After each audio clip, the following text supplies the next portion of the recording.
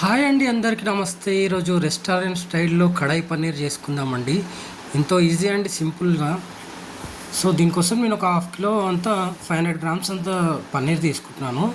దీనికి ఒక 2-3 పెద్ద టమాటాలు, ఒక పెద్ద ఉల్లిగడ్డ, 2-3 పచ్చిమిర్చి కట్ చేసి పెట్టుకుందాము. గ్రేవీ కోసం ఏంటంటే ఒక 10-15 కాజు, బాదాము, ఇలాచీ, లవంగా, దాల్చిన చెక్క అండి. ఆనియన్స్ పెటల్స్ పెద్ద పెద్ద కట్ చేసుకుందాము. కొద్దిగా క్యాప్సికము, మనం మిర్చి ఏంటంటే డైమండ్ కట్ చేసి పెట్టుకుందాము. సో ఇవే అండి ఇంగ్రీడియంట్స్.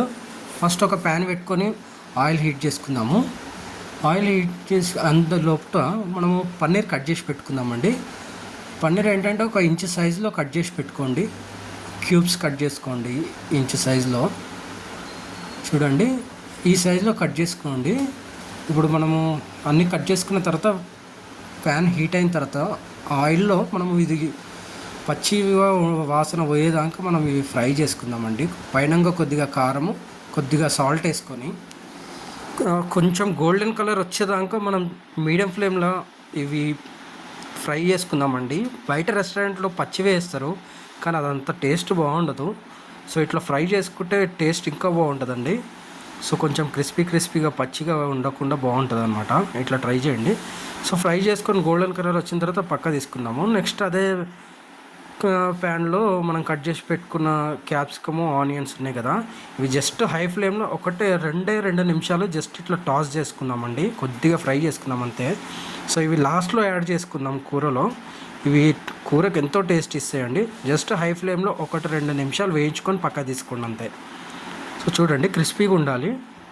నెక్స్ట్ అదే దాంట్లో కొద్దిగా ఆయిల్ వేసుకొని మనము హోల్ గరం మసాలా ఉంది కదా, అది యాడ్ చేసుకొని మనం కట్ చేసి పెట్టుకున్న ఆనియన్స్ అవి ఉన్నాయి కదా, అవి కూడా వేసుకుందాం. నెక్స్ట్ మనం డ్రై ఫ్రూట్స్ వేసుకుందామండి, కాజు, బాదం.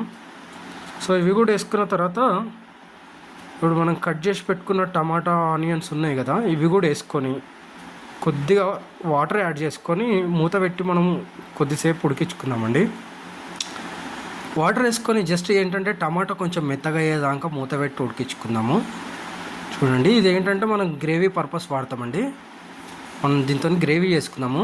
సో మూత పెట్టి ఒక 5 నిమిషాలు మగ్గించుకుంటే చూడండి, టమాటాలు సాఫ్ట్ అయినాయి కదా, ఒక స్కిన్ సపరేట్ అయింది కదా టమాటాలు. సో ఇప్పుడు దీన్ని మిక్సీ జార్లో తీసుకొని మెత్తగా కొద్దిగా వాటర్ యాడ్ చేసుకొని మెత్తగా పేస్ట్ చేసుకుందామండి, ఎక్కడ బరక లేకుండా. చూడండి, మెత్తగా పేస్ట్ చేసుకున్నాం కదా. నెక్స్ట్ ఇప్పుడు ఏంటంటే ప్యాన్లో కొద్దిగా ఆయిల్, కొద్దిగా బటర్ వేసుకోండి. మీకు నచ్చితే బటర్ వేసుకోండి, టేస్ట్ బాగుంటుంది కూరకి. సో బటర్ కూడా మెల్ట్ అయిన తర్వాత ఒక 2-3 ఇలాచి, 2-3 లవంగా, ఇంచే దాల్చిన చెక్క వేసి ఒకసారి కొద్దిగా ఫ్రై అయిన తర్వాత మనము గ్రైండ్ చేసి పెట్టుకున్న టమాటో, కాజు పేస్ట్ ఉంది కదండి, ఇది వేసుకుందాము. ఇది వేసుకొని ఒక 5 నిమిషాలు ఆయిల్ సపరేట్ అయ్యేదాకా, కొంచెం పచ్చివాసన పోయేదాకా ఫ్రై చేసుకుందామండి. చూడండి, ఒక 2-3 నిమిషాల తర్వాత మధ్యలో కలుపుతుండండి అడగంటకుండా.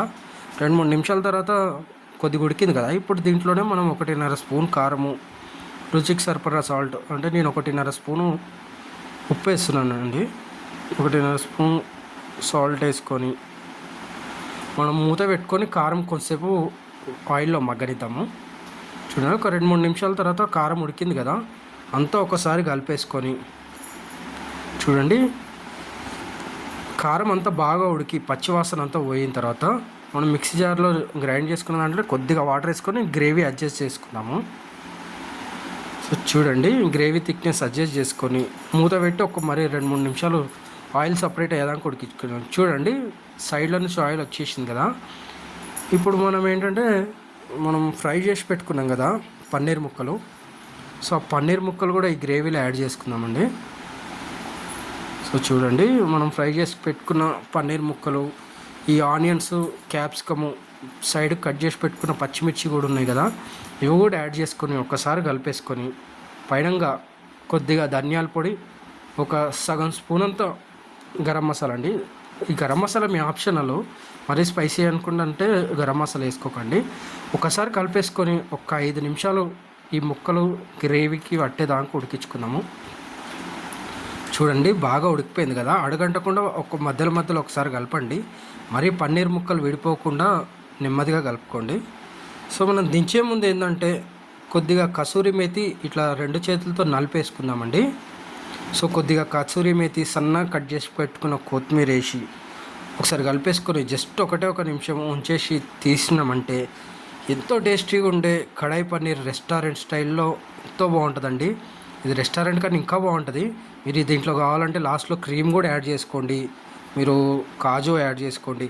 ఇది అన్నంలోకి జీరా రైస్లోకి ఎందుకన్నా బాగుంటుందండి.